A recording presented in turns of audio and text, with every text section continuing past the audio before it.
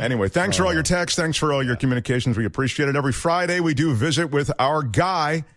He writes a column in the Marina Times. In fact, it's called The Coastal Commuter. And there's a real good column this week from Michael Snyder called Dining and Dancing with Myself. It's kind of it explains the situation when you're shut in the way we have been around COVID-19. Michael Snyder, welcome. Hey, Michael. Hey, what up? What up, Mark? Hi, Brett. Yeah, I'll tell you what, I'm getting a little tired of my home cooking. Let me tell you, I do, I do get a surge when I get some to-go food when Kung Pao chicken from the local Chinese restaurant tastes like Michelin 3-star food.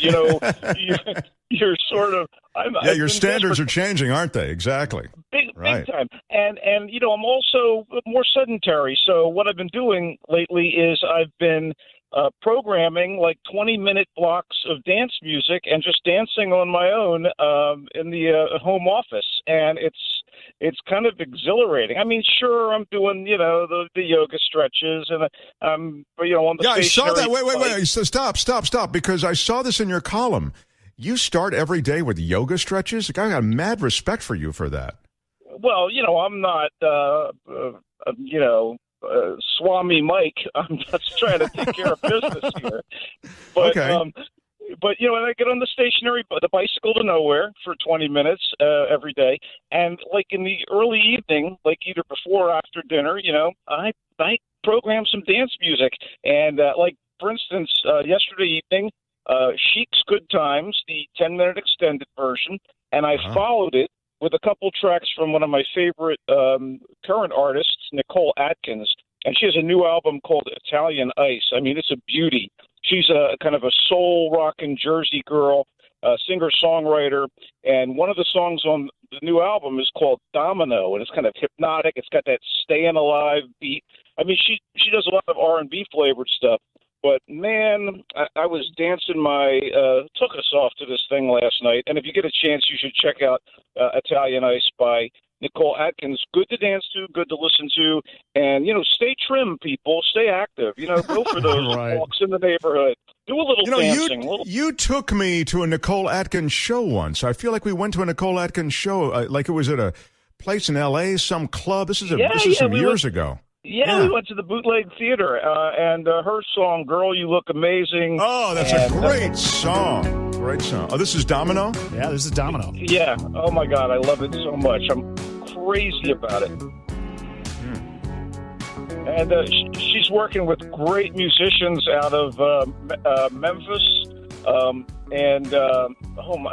She's just great stuff. Oh, what a voice. Yeah, she's really good. And she's got serious pipes. She really blasts it out on some songs, but this is a little more of that kind of snaky, seductive stuff. But, the Girl, You Look Amazing. I actually was thinking it was a good kind of intro for one of our, bump-in moments on the show. I mean, it's really, here that is. Oh, nice. Yeah. And it's got a good kind of... Listen tonight in basement town. It's a bump and run, man to man down. This is a great song. This is just a great song. I don't understand why that's not being played, It was a kind of a little mini hit for her, was it, Michael? Yeah, it did have its juice, and there's a very, very funny video that she shot for it in her native Asbury Park, I believe. I think she's from that area. And anyway, Michael Snyder turned me on to her. Nicole Atkins, that's very nice. She sounds like from the Pretenders, right? Yeah, she does have a kind of Chrissy Hynde thing, doesn't she? Absolutely. She's got that vibe, but again, she also kind of harkens back to Ronnie Spector and the 60s R&B pop. Yeah. She does it all, and she's a sweetheart, too. She's been doing some wonderful online performances and little shows on Saturday. She did a whole series of them from her home with friends, kind of contributing, including the likes of Chris Isaac. Anyway, I love her. What can I tell you? Somebody wants to know when I say you took me to a Nicole Atkins show. No, he did not pay. Michael Snyder did not. I paid for myself. But it was not an expensive show. I remember it was like $15 to get in. It was like a real kind of saloon sort of feel to it. It was really neat. Hey, we spent a lot of time talking with Nicole Atkins, and I'm glad you did. But I don't want to take too much time away from the other things that are available to stream and to kind of get on. So let's get to that. Sure. Let's kick off with the new movie Punch. Judy and Punch. And it's this fanciful drama set in what I presume to be the English countryside of the 1600s and inspired by the classic kind of knockdown, drag-out Punch and Judy puppet shows that originated back then. Basically, in this movie, Punch and Judy are the puppeteers as well as the puppets that represent them. The humans, Punch and Judy, are also newly parents of a baby daughter, and Punch is this self-absorbed bully who dominates his wife, Judy, while she's the real talent behind the act as far as making and manipulating the puppets. And they're like living and performing in her hometown, where the couple is sort of honing the act and hoping to be seen by London talent scouts.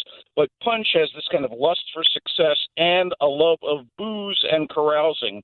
And he's careless and violent, and his ego makes him less than ideal as a husband and father. And to make matters worse, this is a town where, the townspeople look forward to casting stones at women accused of witchcraft. I mean, this is a perfect storm of trouble.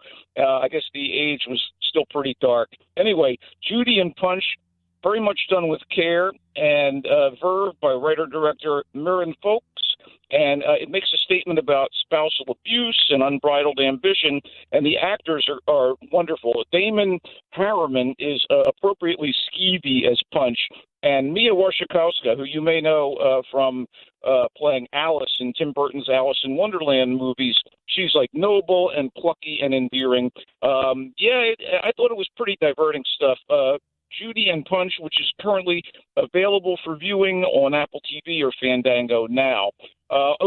Shirley is a showcase for the actress Elizabeth Moss of The Handmaid's Tale and Mad Men and the recent Invisible Man movie, and she makes the most of it. It's a sort of biopic that looks at a crucial, late 40s, early 50s period in the very unconventional and troubled home life of the horror author Shirley Jackson, and she's played by Moss in kind of quietly unhinged mode. And in case the name doesn't ring a bell, Jackson's short story The Lottery and her novel The Haunting of Hill House are acclaimed landmarks in horror.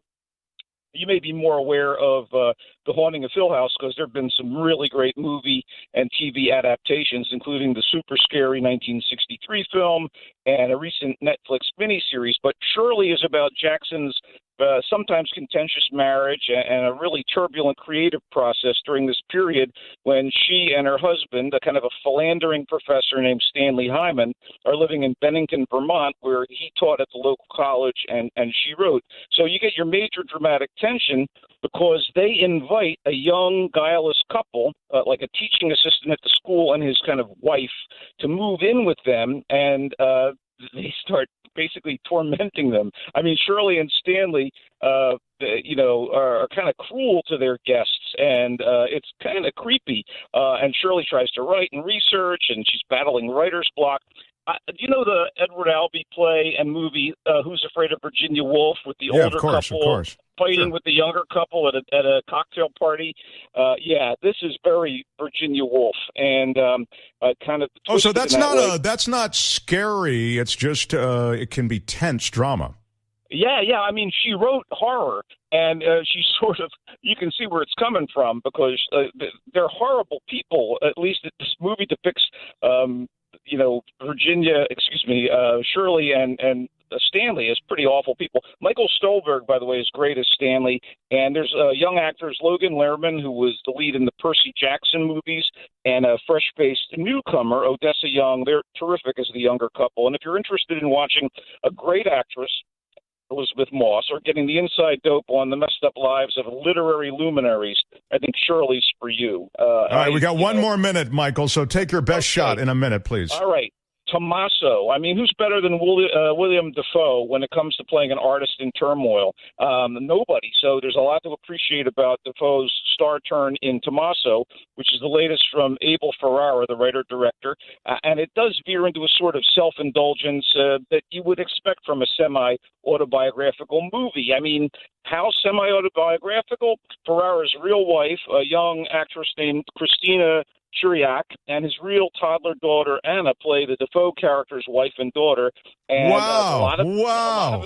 a lot of Italian neorealism and cinema verite on display, and it fits like a glove. It's shot in Rome, and Tommaso is a filmmaker and recovering alcoholic, and he's plagued with guilt and doubt as he tries to work on his latest movie and makes love to his wife and fights with her, cares for the kid, attends AA meetings, and succumbs to these kind of dreamlike, disturbing reveries. Kind of improvisational feel, well shot, and Defoe is so compelling that he holds the whole thing together. That is a great, great run. Michael Snyder, Judy and Punch, Shirley and Tommaso, and the new album from Nicole Atkins. Wow, great offering from Michael Snyder. And I should mention, again, your column in the Marina Times called The Coastal Commuter, which is all about sort of entertaining yourself at home with, limited resources. So a lot of fun. We love when you visit. Thanks, Michael Snyder. Thanks, Michael. Have a good week. You bet, buddy. Okay.